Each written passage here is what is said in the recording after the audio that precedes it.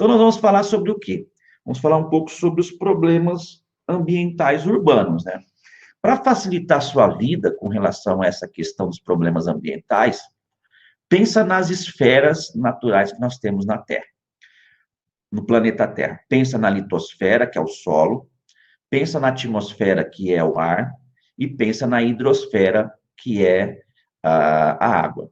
E pensa que no ambiente urbano você tem esses elementos naturais existentes, e a junção desses três elementos naturais é o que é facultativo para o desenvolvimento de uma quarta esfera, que nós chamamos de biosfera, que, obviamente, na cidade ela é muito comprometida. Mas vamos começar a pensar na atmosfera mesmo, nessa camada gasosa, que à medida em que nós temos o desenvolvimento das revoluções industriais e a opção do uso de fonte de energia não renovável, que seriam os combustíveis fósseis, entre eles o carvão, o gás e o petróleo, e a queima dos derivados desses combustíveis fósseis, começa a fazer com que nós tenhamos, nas antigas cidades dos países desenvolvidos, e hoje nas cidades dos países desenvolvidos, vários problemas que envolvem a poluição atmosférica. A primeira delas, e a que é mais, né, assim, tratada, que você tem que saber,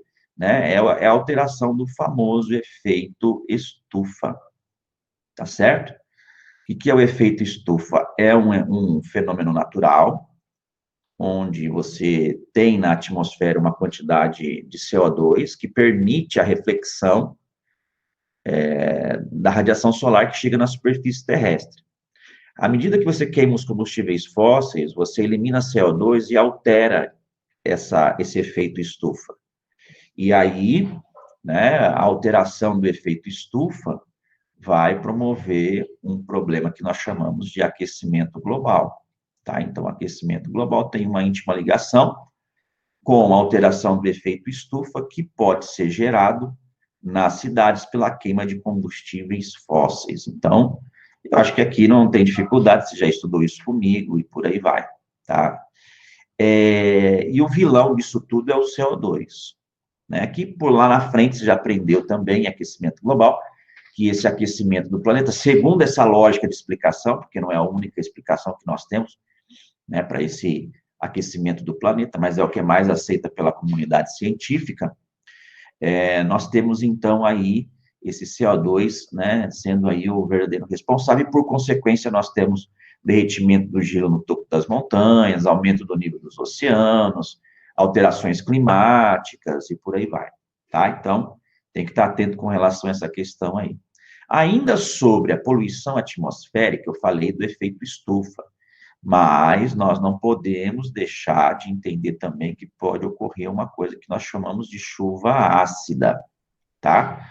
Porque quando nós queimamos os combustíveis fósseis, nós podemos ter a emissão de nitrogênio, monóxido de carbono e dióxido de enxofre, que lá na frente vai formar um negócio que a gente chama de chuva ácida. O que é uma chuva ácida? É a chuva praticamente reagindo quimicamente com esses poluentes, né, de gases a partir da queima de combustíveis fósseis e formando algumas soluções aí complexas que pode fazer com que nós tenhamos a poluição dos rios, o fim da fauna e flora, né, e o fim dos pertences dos próprios seres humanos em cidades, devido à corrosão. Estamos falando da formação de ácido sulfúrico, ácido nítrico, com pH, chuva com pH muito baixo, caindo sobre a superfície. Então, sobre poluição atmosférica, né, chuva ácida também é um elemento importante, tá? Tem que ficar atento. Então, primeiro aqui nós temos a questão que envolve, né, o efeito estufa, temos aí, segundo, a questão das chuvas ácidas, e temos, num terceiro momento aí, a famosa inversão térmica, né? Inversão térmica, que ela é bem simples você entender. Como é que funciona a inversão térmica? Inversão térmica, a primeira coisa, é um fenômeno natural, né? Um fenômeno natural onde você tem uma inversão aí das temperaturas da atmosfera. Normalmente a superfície é mais quente, e quanto mais alto, mais frio. Então a tendência é o ar sair das áreas mais quentes e subir para as áreas mais frias. Lá em cima ele resfria e aí ele desce, percebe? Criando uma circulação. Então, naturalmente, a atmosfera é assim. E pode acontecer em períodos de inverno de uma inversão, ficar mais frio embaixo e a massa de ar mais quente em cima. Tá? Isso pode acontecer em qualquer lugar. Pode acontecer na Amazônia, pode acontecer em Londrina, em São Paulo. O problema é quando o fenômeno natural chamado inversão térmica acontece em ambientes urbanos, que é a inversão da temperatura da atmosfera. Então, aqui você tem um exemplo de como funciona a inversão térmica. Normalmente, o que deveria acontecer? Aqui você tem uma massa de ar mais quente, certo? E aqui uma massa de ar mais fria. Então, a quente sobe, beleza? E a fria desce, circula o ar. Tá? Vou explicar isso aqui bonitinho para vocês. Circula o ar. Difícil fazer uma seta aqui. Dá aquela circulada no ar. Isso aqui é sem inversão, tá? Não estou explicando com base no exercício, eu estou só mostrando aqui para vocês. Aí o que pode acontecer? Você tem a situação com inversão. Como seria a situação com inversão? Devido ao inverno, a fria fica aqui embaixo e a quente fica aqui em cima, percebe? Então esse ar não sobe, ele fica parado. É exatamente o que você observa aqui, ó, tá? Então você tem o ar, né? Vamos dizer assim, deixa eu ver se tem outro desenhozinho aqui. Não. Aí você tem aqui a situaçãozinha com inversão. Então você tem aqui uma temperatura caindo, né? Mais frio aqui. E aí fica mais quente aqui, ó, tá vendo que ele volta e depois resfria de novo. Então o que acontece aqui? Exatamente essa situação aqui, ó. Não tem circulação. Vai se criando uma nuvem de poluição até aquecer durante o dia, depois do almoço, e você ter aí o ar circulando nessa situação aqui, ó. E aí essa poluição aqui pode promover alguns problemas da ordem, vamos dizer assim, de respiração das pessoas e por aí vai, tá? Então, também tem que entender a questão da inversão térmica aí, tá? Bem interessante. Isso aqui não é novidade, você já estudou, é mais revisão mesmo, tá bom? Aí as chuvas ácidas sendo explicadas aqui, né, ó. Então, emite ali os elementos, né? Dióxido de carbono, dióxido de enxofre, nitrogênio. Aí chove e aí polui tudo isso aí. A gente tem problemas seríssimos aí, tá bom?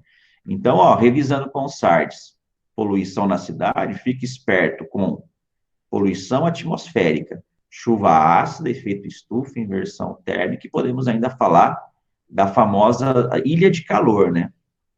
Não sei se você lembra disso, mas o que é uma ilha de calor? Né? Vamos achar ela aqui, ó, ilha de calor aqui, ó, né? Ilha de calor é quando o núcleo urbano fica mais quente em relação à periferia. A radiação solar entra, vai encontrar o smog lá, que é a nuvem de poluição, de emissão de partículas poluidoras na atmosfera, e aí o aquecimento do concreto associado dos telhados, uso de ar-condicionado, automóveis, e essa retenção da temperatura na superfície faz com que o núcleo urbano seja mais quente em relação à periferia, onde a presença da vegetação faz com que nós tenhamos uma circulação do ar, o ambiente seja mais fresco, tá? Então, está associado à atmosfera também. Então, ilha de calor seria mais um tópico dentro da questão da poluição atmosférica, tá? Bom, dando continuidade aqui, vamos falar sobre poluição hídrica, né? E pensar como é que a água é poluída dentro dos ambientes urbanos, tá? Uma coisa que vai fazer a poluição em ambientes urbanos é uma coisa que nós chamamos, pode anotar aí, tá? De efluentes, né? O que são efluentes? Seria ali o material produzido que vai contaminar a água nas cidades, seja ela nos mananciais ou nem lençol freático. Então, temos dois tipos de poluição hídrica. É a poluição doméstica, beleza? Que vai ser dada na forma de esgoto, vai poluir, e a poluição hídrica industrial, tá bom? que através de óleo, graxa e metais pesados pode poluir os rios, tá certo? Então, você pode ter a poluição ali pela chuva ácida, mas a cidade vai produzir, né, resíduos que vão contaminar a água, ou na superfície ou no subsolo. Então, é importante estar atento com relação a isso. Não se esquecendo ainda, com relação à poluição hídrica, nós temos um problema que são as chamadas enchentes, né? As enchentes, então, podem promover a falta de coleta de lixo, principalmente, né? E o assoreamento dos rios pode promover as enchentes aí, tá bom? Não se esquecendo também que quando nós falamos de esgoto, uma carga muito grande de material orgânico na água pode promover um processo que nós chamamos de eutrofização, que seria aí uma alta quantidade de bactérias que acabam tirando o oxigênio da água e promovendo aí problemas da ordem, vamos dizer assim, de mortandade, né, dos peixes e por aí vai, tá? Então, pensou em poluição hídrica, um dos maiores responsáveis é o esgoto e seria as indústrias, tá? E sardinha, mas não tem coleta? Tem, mas mesmo assim não é uma coleta suficiente que faça com que nós não tenhamos problemas da ordem hídrica, tá? Importante estar atento contra esse tópico também. Já falamos da esfera gasosa, esfera líquida, e agora nós vamos falar um pouquinho sobre a esfera rochosa, né? Enfim, não se esquecendo aí que as enchentes, né, tem a ver com essa questão aí que envolve o assoreamento dos rios e canalização dos rios, e ilha de calor, o professor já tinha comentado alguma coisa lá. Vamos falar um pouquinho sobre a poluição dos solos no ambiente urbano, tá? E o principal vilão, ator que polui os solos nas cidades, são o lixo, tá? Então, o lixo, ele é aquele que, de certa forma, vai poluir os solos.